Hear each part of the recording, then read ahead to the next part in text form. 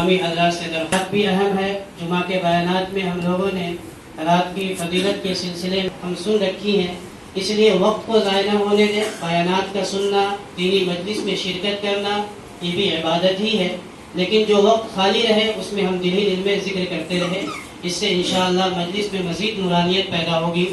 میں اس پوزیشن میں نہیں ہوں کہ آپ حضرات کے سامنے کچھ بات کروں اور تمہیدی گفتگو کو طول دوں، اس لیے آئیے اپنے شہر کے ایک طالب علم جو نیرل کے مدرسہ میں حضرت مولانا سجاد نعمانی صاحب دامت برکاتہم العالیہ مدرسہ چلاتے ہیں، یہ طالب علم اسکول کی تعلیم مکمل کر کے وہاں عالمیت کی تعلیم حاصل کر رہے ہیں۔ اللہ تبارک و تعالیٰ اسے عالم بعمل بنائے۔ میں اس سے ابتدائی طور پر درخواست کرتا ہوں کہ تشریف لائے۔ میری مراد ہے حضرت مولوی محمد ظفر صاحب، وہ تشریف لائے اور میں ان کے لیے وقت کی تحدید کرتا ہوں کہ 5 سے 7 منٹ کے اندر اپنی بات کو مکمل کریں۔ یہ ہماری مجبوری ہے۔ ہم تمام علماء کرام سے پہلے ہی معذرت چاہتے ہیں کہ وقت بہت کم ہے، 10 بجے سے پہلے ہمیں اپنے پروگرام کو ختم کرنا ہے، اس لیے جو وقت آپ کے لیے متعین کر دی جائے اس کے اندر اپنی بات کو مکمل کرنے کی کوشش کریں۔ ایک گزارش اور بھی ہے کہ ہمارے حافظ جسیم صاحب ہیں، وہ اس پروگرام کو لائیو کرنے کی کوشش کر رہے ہیں۔ جنت کا طالب آفیشیل ہے، اس پر یہ پروگرام آپ دیکھ سکتے ہیں، آپ اپنے رشتہ داروں کو اطلاع کر سکتے ہیں۔ حضرت مولانا قاری ظفر صاحب آپ کے سامنے ہیں، مختصر طور پر دینی تعلیم کی اہمیت پر کچھ باتیں آپ کے سامنے پیش کریں۔ السلام علیکم ورحمۃ اللہ۔ الحمد للہ رب العالمین، الصلاة والسلام علی رسولہ الکریم وعلى آلہ وصحبہ اجمعین، اما بعد۔ اعوذ باللہ من الشیطان الرجیم، بسم اللہ الرحمن الرحیم۔ انا نحن نزلنا الذکر وانا له لحافظون، صدق اللہ العظیم۔ اللہم صل علی سیدنا محمد وعلى آل سیدنا محمد وبارک وسلم۔ اللہم صل علی سیدنا محمد وعلى آل سیدنا محمد وبارک وسلم۔ اللہم صل علی سیدنا محمد وعلى آل سیدنا محمد وبارک وسلم۔ معزز قابل قدر اسٹیج پر جلوہ افروز ہمارے علماء کرام اور ملت کے بزرگوں اور نوجوانوں، اللہ تبارک و تعالیٰ کا بڑا احسان ہے کہ اللہ تبارک و تعالیٰ نے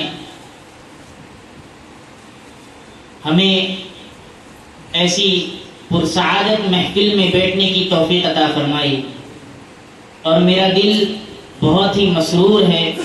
مولانا وسیم، اللہ ان کی عمر میں برکت دے، اور ان کے جتنے ساتھی ہیں اللہ ان سے اور کام لے، کہ اللہ تبارک و تعالیٰ نے ان سے ایسا کام لیا کہ آج مکتب دیکھتے دیکھتے یہ حفظ کا مدرسہ بھی شروع ہو گئے۔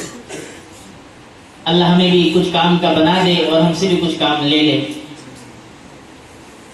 میرے دوستو بزرگوں، اللہ جس سے کام لینا چاہتا ہے لے لیتا ہے، اور وہ ہمارے لیے مثال بن جاتا ہے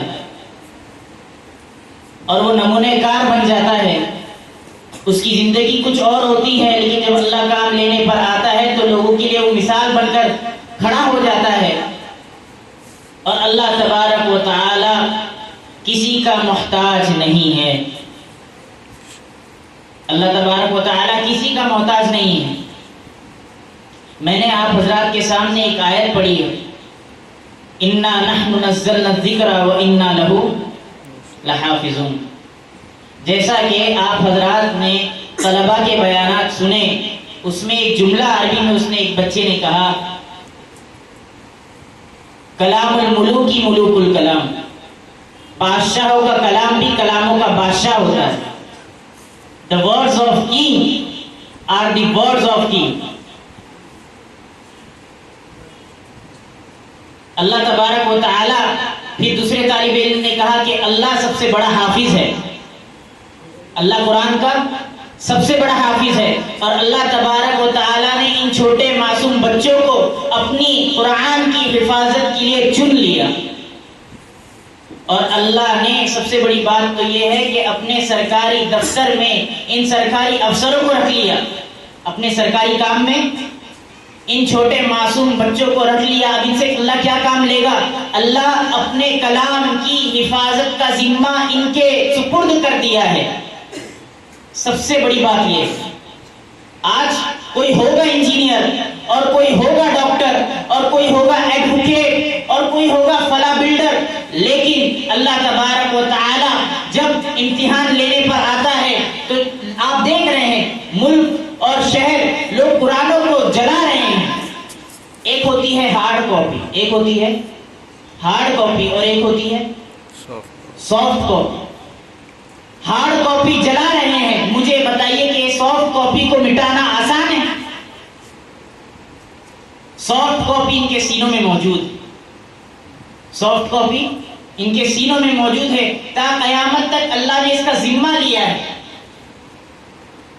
علامہ آلوسی رحمت اللہ علیہ جو سب سے بڑے مفسر مانے جاتے ہیں، ان کی کتاب، ان کی تفسیر روح المعانی میں وَلَحَافِظُونَ کے بعد اس کی تفسیر کرتے ہیں، ای قلوب اولیائنا، آپ اور ہم ولیوں کی تلاش میں نکلتے ہیں کہ کوئی اللہ کا ولی مل جائے، کوئی اللہ کا بزرگ مل جائے۔ ہم دھوکہ کھا جاتے ہیں کسی کی داڑھی سے اور کسی کی ٹوپی سے اور کسی کے جیب میں مسواک رکھنے سے کہ یہ اللہ کا ولی ہے، لیکن اللہ تبارک و تعالیٰ ان معصوم بچوں کو اپنا ولی بنایا ہے۔ ولی کون ہوتا ہے؟ اللہ کا دوست ہوتا ہے، اور اللہ کا دوست کون ہے؟ وہ قرآن کا حافظ ہے، جس نے قرآن کو حفظ کیا، جس نے قرآن کو حفظ کیا ہے۔ اللہ فرما رہے ہم نے اس قرآن کو اتارا ہے، اللہ اپنے آپ کو ہم مخاطب کر رہے ہیں، ہم نے اس قرآن کو اتارا ہے، اور یاد رکھو ہم اس کی حفاظت کا ذمہ لیتے ہیں۔ آپ دیکھتے ہیں دنیا میں کتنی کتابیں ہیں، تورات ہے، زبور ہے، انجیل ہے، ان سب کی تحریف ہو چکی، یہ سب بدل چکے، ان کے پادریوں نے اپنی کتابوں کو بدل دیا، لیکن ایک ایسی دنیا میں واحد کتاب ہے جو تا قیامت تک نہ اس کا زبر میں کوئی کمی بیشی آئے گی، نہ کوئی نقطے میں کمی بیشی آئے گی، اور وہ صرف ایک واحد قرآن ہے جو اللہ تبارک و تعالیٰ کی ذات سے نکلی ہوئی۔ اور یہ صرف کتاب نہیں ہے دوستو، آج ہم صرف اس کتاب کو صرف کتاب سمجھتے ہیں، بلکہ یہ کتاب ہدا ہے، یہ کتاب سعادت ہے، یہ کتاب رحمت ہے، یہ کتاب برکت ہے، یہ کتاب انقلاب ہے، یہ کتاب علم کا سمندر ہے۔ آپ دیکھیے کہ دنیا اس کتاب کے اترنے سے پہلے ایک ڈارک ایج میں تھی، ایک اندھیرے میں تھی، ایک بیابان میں اٹکی ہوئی تھی، نہ اسے ترقی کا پتا تھا، نہ اسے عروج اور زوال کا پتا تھا، نہ اسے چاند کا کوئی پتا تھا، نہ اسے کوئی سورج کا علم تھا۔ وہ ہر چیز کو اپنا معبود سمجھتی تھی، وہ یہ سمجھتی تھی کہ جو چیز اسے فائدہ اور نقصان دیتی ہے وہ ہمارے ضر اور نفع کا معبود ہے، وہ خدا ہے۔ لیکن دنیا میں ایک ایسی کتاب اتری، یہ صرف مذہبی کتاب نہیں بلکہ پوری دنیا میں ایک ایسی کتاب اتری جس نے بتایا وَسَخَّرَ لَكُم مَا فِي الْأَرْضِ جَمِيعًا، تمہارے تابع ہے جو کچھ زمین اور آسمان میں۔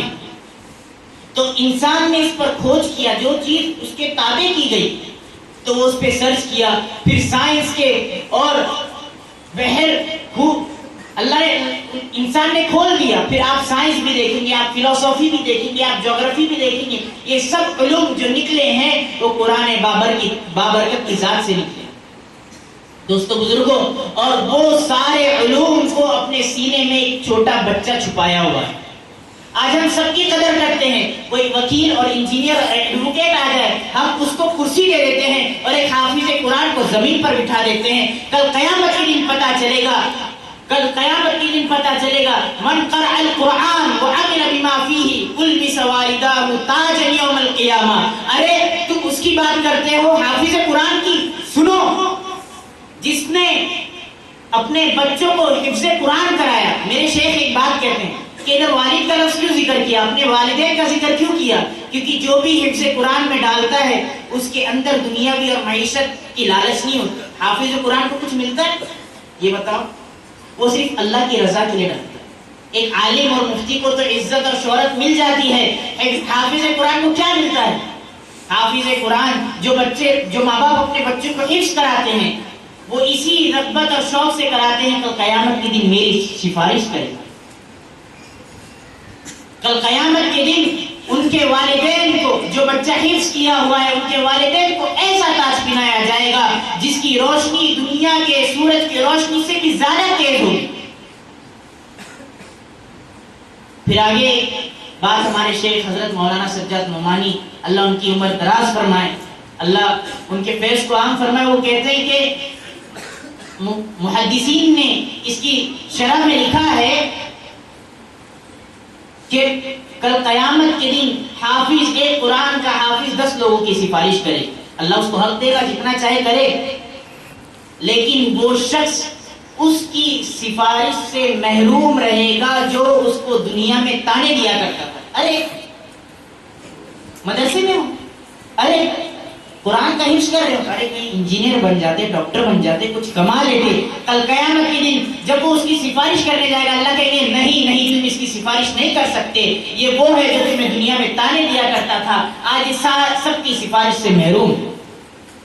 دوستو بزرگوں، حافظ قرآن کی عظمت کو سمجھو۔ بس آخری 2 منٹ، پھر حافظ قرآن کے بعد اللہ تبارک و تعالیٰ نے، ایک ہوتا ہے لفظ قرآنی اور ایک ہوتا ہے اس کے معنی اور مفاہیم۔ اللہ تبارک و تعالیٰ نے لفظ قرآنی ان بچوں کے سینوں میں محفوظ کیا ہے، اور معانی اور مفاہیم اللہ نے علماء کے سپرد کیا ہے۔ اللہ نے ہر چیز کا ذمہ لیا ہے، زبر زیر اور تجوید اور پر اور اغلاق، اخفاء، گنہ، ادغام قاریوں کے ذمے، اور اس کے مفاہیم اور تفاسیر کو سمجھنا علماء کے ذمے ہے۔ اللہ نے ان سب کا ذمہ لیا ہے، لحافظون میں یہ سب آ گئے، اور یہ سب کون ہیں؟ یہ اللہ کے دوست ہیں، فی قلوب اولیائنا، یہ اللہ کے ولی ہیں، اور ان کے دلوں میں اللہ تبارک و تعالی نے حفظ لفظ قرآنی بھی محفوظ کیا ہے، اور مفاہیم اور معانی اور تفاسیر بھی محفوظ کی ہے۔ تو کیا خیال ہے اس شخص کا جس کے دل میں لفظ قرآنی بھی محفوظ ہو، معانی بھی محفوظ ہو، تفاسیر بھی محفوظ ہو؟ یہ علماء ہیں، ہمارا ذمہ ہے کہ ہم علماء کی عزت کریں۔ اللہ تبارک و تعالیٰ کے آخری نبی، آخر الزمان سرور دو عالم صلی اللہ علیہ وسلم نے کہا کہ میرے بعد میرا وارث کوئی مال اور متاع نہیں ہوگا، بلکہ العلماء۔ کون ہوگا؟ العلماء۔ اللہ کے نبی کی ایک حدیث ہے، اشرف امتی حملۃ القرآن واصحاب اللیل۔ ارے سنو، میری امت کے سردار، ہم کس کو عقائد چنیں؟ ہمارا عقائد کون ہو؟ ہمارا بڑا کون ہو؟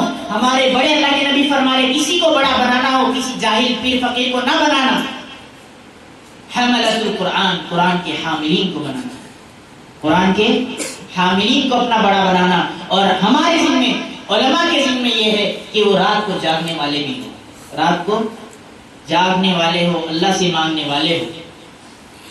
اللہ تبارک و تعالی ہمیں اور آپ کو ان علماء کی قدردانی کی توفیق عطا فرمائے۔ دوستو بزرگوں، ان علماء کی آپ قدر کر لیں، ان علماء کی آپ قدر کرتے، البتہ ایسا زمانہ آئے گا کہ اللہ تبارک و تعالیٰ آپ کو ایسے جاہلوں کے حوالے کر دے گا کہ ہم جوتی اور ان کی سیدھی کریں گے جن کا نہ دنیا سے کوئی تعلق ہے اور نہ آخرت میں ان کا کوئی پوچھنے والا ہوگا، وہ آخرت کے ثواب سے بھی محروم رہے گی، اللہ ایسوں کے حوالے کر دے گا، اور ہم ان کی جوتیاں سیدھی کر کے یہ سوچ رہے ہوں کہ ہمیں ثواب مل رہا ہے، بلکہ ثواب نہیں مل رہا، اللہ تمہیں ذلت اور رسوائی دے رہا ہے۔ کیوں دے رہا ہے؟ کیونکہ تم نے علماء کی قدر اور عظمت کو گھٹا دیا۔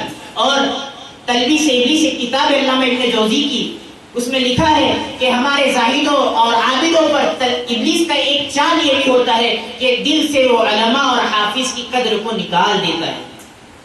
اللہ تبارک و تعالی مجھے اور آپ کو ان قرآن کے حاملین کی قدردانی کی توفیق عطا فرمائے، ان کی عظمت کرنے کی توفیق عطا فرمائے، ان کو اپنے سروں کا تاج بنانے کی توفیق عطا فرمائے، ان کو اپنا بڑا بنانے کی توفیق عطا فرمائے۔ اللہ تبارک و تعالی میری اس چھوٹی سی اور مختصر سی بات میں کوئی کمی بیشی ہو تو اللہ سے معاف فرمائے۔ طالب علم ہوں اور اگر غلطی ہوئی ہو تو میں اپنے علماء سے معافی کا طلبگار ہوں۔ السلام علیکم۔